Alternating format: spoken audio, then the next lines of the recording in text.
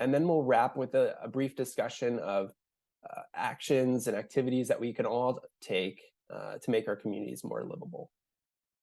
Next slide, please.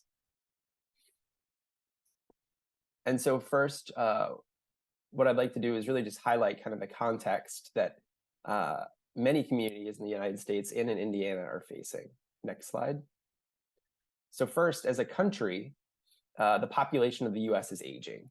And a really notable statistic is shown here on the slide, that by 2034, in 10 years, Americans that are 65 and older will outnumber those individuals 18 and under for the first time in the US's history. So that's a huge kind of demographic shift that we'll be undergoing.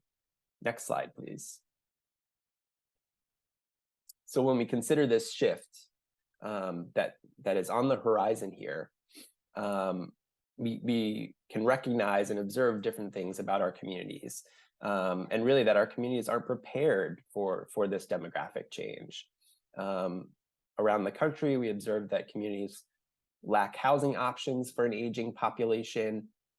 We see rising housing costs, and we see that our existing homes in the US really lack accessibility features to help facilitate aging in place and aging in community. Along with that, we're observing limited access to community amenities and services such as public spaces, grocery stores, healthcare, and social engagement opportunities. And we're also seeing health disparities and limited access to mobility, or really mobility options and limited mobility. So next slide, please. So faced with these challenges, what do people want? People want to be able to stay in their communities. A survey that AARP conducts every 3 years, we're getting ready to conduct it again this year, but the 2021 survey found that over half of adults, and nearly 80% of adults 50 and older, want to stay in their communities and homes as they age. Next slide, please. And so along with that desire to remain in their community and build their community, people want housing and access to amenities and services that really can respond to those community challenges that all communities are facing. And they want to be able to participate and support in those efforts as well. Next slide. So one way to address these challenges is by creating livable, age-friendly communities. Next slide. So livable communities is a key concept that AARP seeks to support for people of all ages. And it's really focused on ensuring that communities provide options that enable individuals to meet their needs regardless of their age or other background. Next slide, please. And so this is a quote from AARP's policy book, which is, it lays out all of the different policies that AARP supports on all different sorts of topics. But with regard to livable communities, this description, and I won't read it, but it emphasizes the importance of providing options that meet individuals' needs, enhances a person's individual personal independence, and really supports opportunities to live and participate in community. Next slide. So with that introduction to livability, we'll now turn our attention to the Livability Index. Next slide. So as Bev noted, the index examines sort of how well a community meets the current and future needs of people of all ages, regardless of their background. The index looks at every neighborhood, every community in the United States, and it consists of over 60 indicators, 61 indicators actually, that come from more than 50 different data sources. Next slide. The first version of the index was released in 2015. And so we're approaching our 10-year anniversary next year. And so in developing the index, our team worked to identify a vision, goals, and objectives for the tool as outlined on this slide. The vision identifies a future where communities support residents across their lifespan and realizing their fullest potential and their ability to age in place. Next slide, please. The index, again, examines how communities can meet those current and future needs by measuring performance across 7 different categories that reflect key elements or factors of livability. And those are housing, neighborhood, transportation, environment, health, engagement, and opportunity. This slide also on the right side of the screen identifies the overall livability score for the state of Indiana. And so this blue gauge here identifies the overall livability score for whatever particular community you're looking at. It identifies in the black outline the range of scores for that geographic area. So in this case, the states. And so in this instance, with the index was last updated last fall in October 2023. So Indiana is in the top half of communities or states in the US. And we can see the range of state scores from 43 up to 59. And one thing that's very important to note is that no community in the country, no state, no city, no county, no town has a perfect score. Nobody scores 100. Every community has key characteristics that can make them livable or more livable. And every community is working through the challenges to be reviewed earlier. And everyone is trying to work to improve livability. Next slide. So this slide highlights the 7 category scores for the state of Indiana. So we have that overall livability score, and then each of those 7 categories has its own score as well. So the categories, again, are general topic areas that define the characteristics of a community, such as housing and transportation. And then with each category, we've identified attributes that are really the characteristics of a livable community that the index seeks to evaluate. So for transportation, as an example, an idealized livable community would have both safe transportation options as well as very convenient transportation options. Next slide, please. So with each of the 7 categories, we have indicators, and indicators are how we measure livability. There are 2 types of indicators. There are metric indicators and policy indicators. And so altogether, all the metrics and policies added up result in 61 indicators. Metric indicators consider the livability of communities today. So on this slide, what we're seeing are the metric indicators for the housing category and the results for Indiana as a state. Next slide. Policy indicators, the second batch of indicators, look at actions that communities can take to improve their livability over time. So in general, these are either state or locally adopted policies that can influence what happens in the future. So this slide identifies the policy indicators for the housing category and the results for the state of Indiana. And so the policy indicators are qualitative in that they sort of ask the question, has the community or has the state adopted these policies, yes or no? Next slide, please.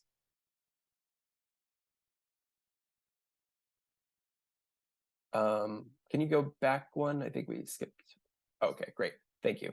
One other component that's in the index in terms of the data is a set of community characteristics. And so these are different data points that are not a part of the scoring. So they don't factor into scoring in any way, but they help provide greater insight into each neighborhood and community in the US. So this includes things such as the population, race and ethnicity, age demographics. New with this release this past year, we've added in climate data related to kind of temperatures and precipitation. And so all of this helps to provide a greater perspective on a community.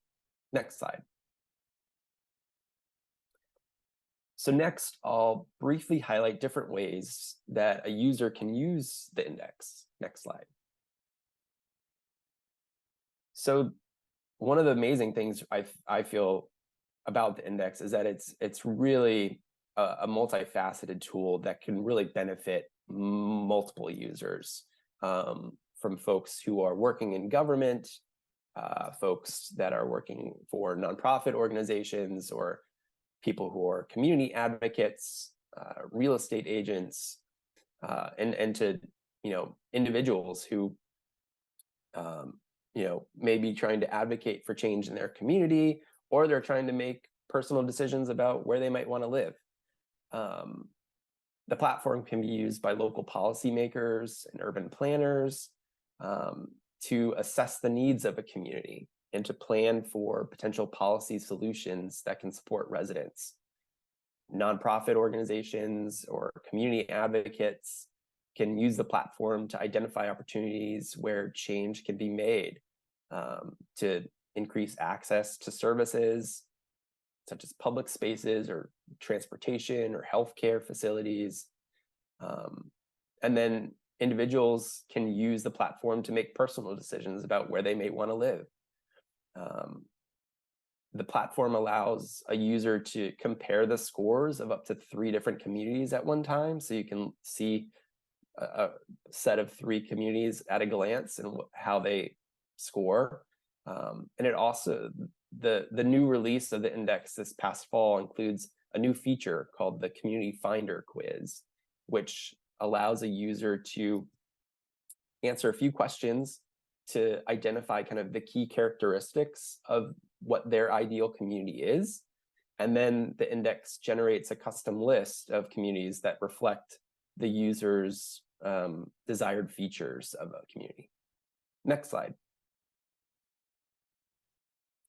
Now we'll take the index and we'll look a little more closely at 2 communities in Indiana.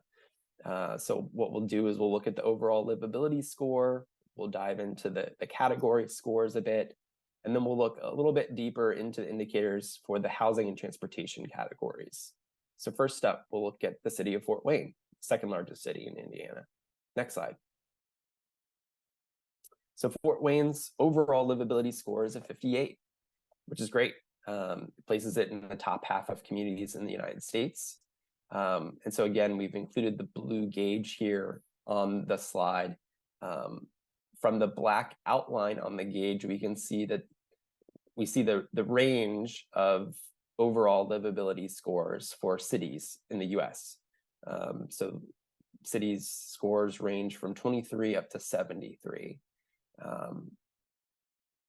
In looking at the 7 category scores here, we can see that Fort Wayne's environment and opportunity scores are both in the high 60s, and the health score is in the high 40s. Next slide. So diving into the housing category for Fort Wayne, on this slide, we can see on the left side of the screen, the metrics for housing, and on the right side, the policies for housing. And so again, the metrics reflect kind of the livability of the city today, and the policies reflect things that will help shape the livability of the city in the future. So in looking at the metrics first, we can see if we look at the availability of multifamily housing, which is outlined in yellow, or shaded in yellow rather, we can see that over 25% of Fort Wayne's housing stock is multifamily housing, placing the city in the top third of communities for this indicator, and well above the national median for a US city of just under 9%. And so this highlights the fact that Fort Wayne has housing options within the city. As folks' needs change, they may need or feel that multifamily housing is going to be a better suited to meet their needs. And so Fort Wayne is doing well there compared to other cities in the U.S.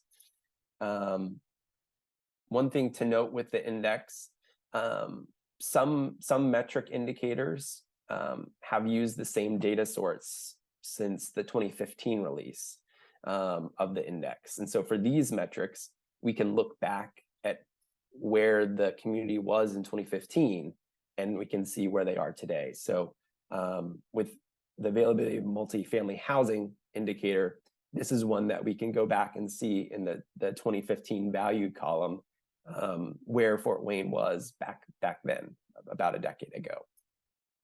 And we can see that multifamily housing has stayed relatively the same in Fort Wayne.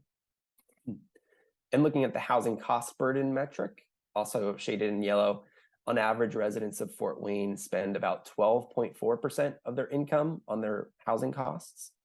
And this is slightly lower than the national median for a US city, which is great. When we look at policies on the right side of the screen, we can see that the state of Indiana has policies and programs in place to prevent against foreclosure, which is great. Next slide. Here we have the transportation category for Fort Wayne. So this time we've flipped the side of the slide, but when we look at the metrics on the right side of the screen, for the traffic congestion metric, we can see that Fort Wayne experiences 16.8 hours of traffic per person per year, which is higher than the national US median. In looking at the crash rate metric, we see that Fort Wayne performs better than the national median US city, and that there are an annual average of 7.6 fatal crashes per 100,000 people per year, compared to 11 for the median US city. So it's performing better than the median US city. And then when we look at the policies on the left side of the screen, we can see that both the state of Indiana and Fort Wayne have complete streets policies. And complete streets policies support safer streets by requiring the design of streets for safe travel for everyone, for all backgrounds, and by all modes of travel. So if you're driving, if you're walking, if you are taking public transit, or if you're biking, the roads and streets should be designed in such a way to accommodate everyone and make sure that everyone can be able to travel safely. Next slide, please. Now we'll take a look at Seymour, Indiana, which is a smaller city south of Indianapolis. Next slide. So Seymour's overall livability score is 55, which places it, like Fort Wayne, in the top half of communities in the US. And looking at the 7 category scores, we can see that, like Fort Wayne, Seymour's opportunity and environment scores are both in the high 60s. And then we're also seeing housing at 60 here. So that's in the 60s as well. And then, like Fort Wayne, the health category scores in the high 40s, along with neighborhood, which is, I think as Bev noted, neighborhood really is speaking to kind of proximity to certain destinations like parks, healthcare, grocery stores, et cetera. And transportation is also in the 40s as well. Next slide. So in looking at the housing category for Seymour, as we look at the metrics on the left side of the screen, we can see that Seymour's average housing costs have increased since 2015, from $718 per month up to $807 per month. And that the costs are slightly higher than the housing costs for the median US city at $803. So it's placed in that middle third of communities across the US. In looking at the availability of subsidized housing metric, we can see that Seymour has over 255 subsidized housing units per 10,000 people, which places it in the top third of communities in the US and well above the median US city. So this really speaks to that housing affordability component that's integral to livable communities, ensuring that there are housing opportunities that are affordable to folks of all incomes. And then on the policy side of things, like Fort Wayne, Seymour benefits from Indiana's foreclosure prevention and protection policies, which help support homeowners throughout the state. Next slide. And looking at the transportation category, we can see that household transportation costs average about $15,100 per year, which is in the top third of communities in the US. And then in looking at the speed limits metric for Seymour, we can see that the average speed limit on streets in the city is 26.8 miles per hour, which is lower than the median or the speed limits for the median US city at 29.3 miles per hour. And so that puts Seymour in the top third of communities in terms of safe streets. And then looking at the transportation policies, like Fort Wayne, Seymour also benefits from the state policy that supports the creation of complete streets. Next slide. So now that we've looked at the livability index, as well as kind of the concept of livable communities, what actions can we take to make our communities more livable? Next slide. So there are a lot of different things that we can do, that an individual can do, that our communities can do, that policymakers can do, et cetera. I think as individuals, we can help raise awareness about aging, help share information about what our communities need to become more livable. And I think individuals' local expert knowledge of their community is a critical factor there. And I think that the livability index can help supplement that local knowledge. Together, these efforts can really help inform and lead to participation in the development of policy solutions and different programs that can help support livability. Next slide, please. One way to support community-driven solutions is through community's participation in the AARP network of age-friendly states and communities. So this is a network of more than 800 communities in the US. And as a member, a state or a community, like a city or a county or town, has examined the needs of that community to understand and identify what actions can be taken to increase livability for all ages. And then that member goes on to develop an action plan that really lays out the actions that the community can take, and then tracks their progress towards becoming a more age-friendly, livable community. The age-friendly network uses 8 domains of livability, as shown on this slide. And so those domains include topics like housing and transportation, access to healthcare and public spaces, as well as opportunities for civic and social participation. Next slide. And so I note those 8 domains of livability really to highlight the fact that the 7 livability index categories really align with those 8 domains, which this slide shows here, which is really exciting because I think as communities participate in the age-friendly network and seek to develop action plans to make their communities more age-friendly, and they look to identify, what are the gaps in the community where change is needed, they can use the livability index to help examine the community's needs to help inform that action plan. Next slide.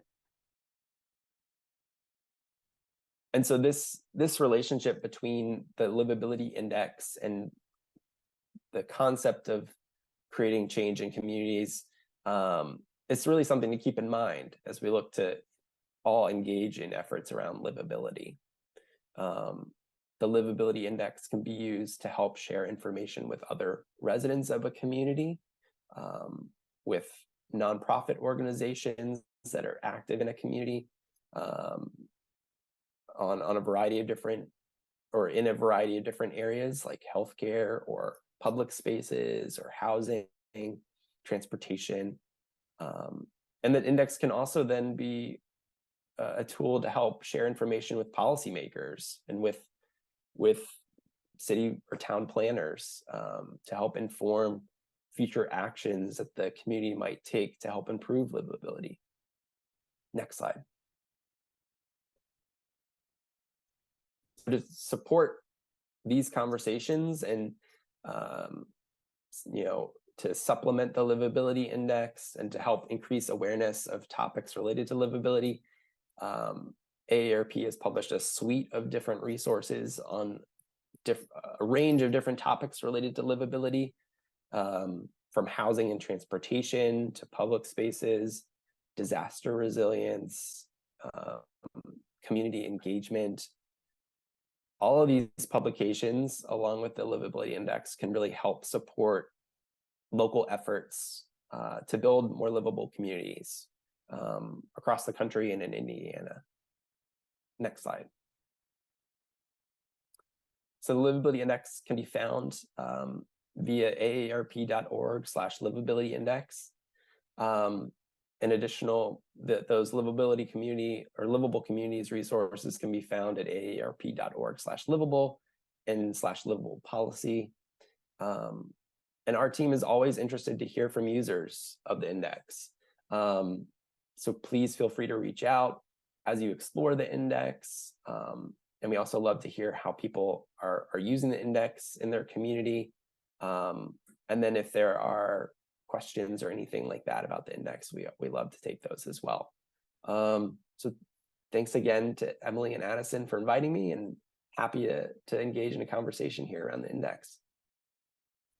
And thank you so much, Tim. That was a fantastic deep dive into the index and exactly what I was hoping for. I even learned a few things as I watched that, and I've played around on the index quite a bit. So I loved the look and comparison of Seymour and Fort Wayne as two cities that we picked completely at random, just by size and geographically in the state. And it was really interesting to take a look at both.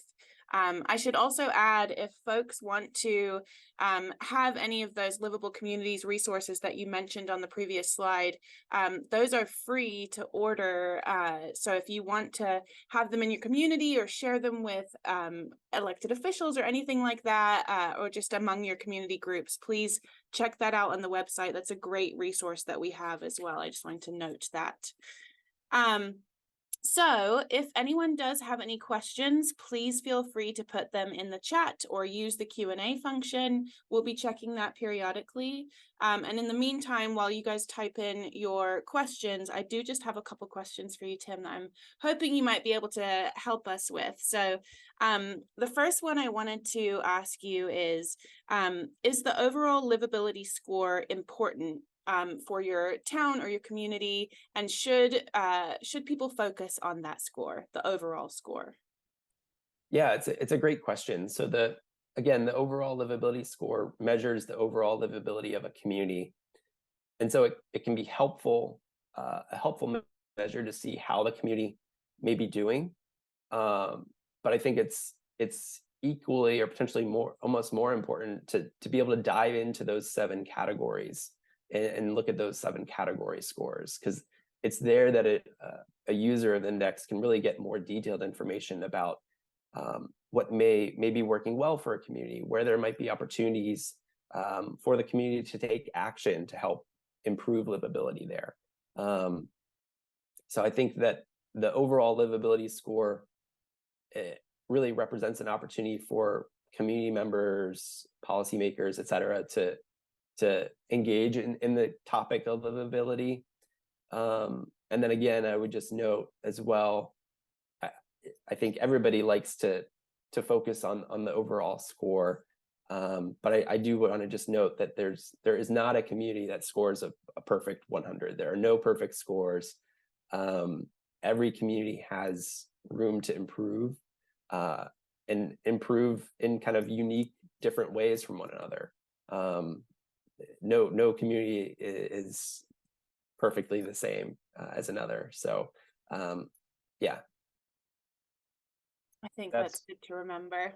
yes, yeah, definitely good to remember. I know when these lists come out, or whenever there's a number associated with your community, you're like, how can I, improve that? Which is a good, it's a good motivating factor. Tim, we do have some questions coming in the chat. I want to encourage folks to continue to enter those. We'll get to those in just a moment, but I have one more question that was on my mind. You know, it concerns methodology. So you talked a little bit about like the data sources. Could you elaborate on those further? As you were going through the presentation, there was, metric indicators that I was looking at, like zero-step entrances to homes, and how are you gathering that information?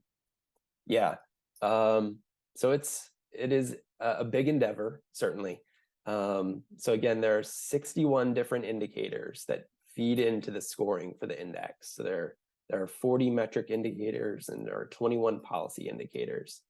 And then on top of those indicators, we also have the community characteristics data for every community in the US. And so those again are non-scoring data points that provide additional context about a community: population, race, ethnicity, income, weather, etc. And so with these 61 indicators and the community characteristics, all of that comes from over 50 different data sources. And so a few things that are kind of critical as we try to build out our data for the index is that we want data that's at the national level, because we want to be able to look at every community in the US. So that's crucial for us. So a lot of our data comes via different federal government agencies, the US Census Bureau being a major one for demographics information, the US Department of Housing and Urban Development, US Department of Transportation. And then other data as well comes from research institutions that have specific expertise in looking at data related to a particular topic. So an example would be the Trust for Public Land, which is a nonprofit organization and research institution really focused on parks and public spaces in the US. And so they do a great job of maintaining like a national inventory of public spaces across the country. And then we also, our Livability Index team, particularly for some of those policy indicators, we're kind of doing the field research to build out a data set on a specific policy that certain states may have, like the foreclosure prevention and protection policy is an example. So all of these different data sources really, we kind of cast a wide net across the country to be able to pull in these different data sources into the index. Perfect. That makes a lot of sense just for comparison across all communities. So thank you for that. It's just wild just how much goes into this. It's really impressive. It's a lot, yeah. Yeah. So we have a question from somebody who is listening in today. Mimi would like to know, how often is this information updated? And I might just tag on to that a little extra part to that question, in that if somebody notices something in their community that maybe they didn't see included in the score or in a metric, how would they notify you or get that rectified if need be? Yeah. So the index now is updated annually. So it was last updated this past October 2023, and we're looking to do a fall 2024 update or release. Previously, it was originally released in 2015, and then I think we were on a 3-year cycle. So 2015, 2018, 2021.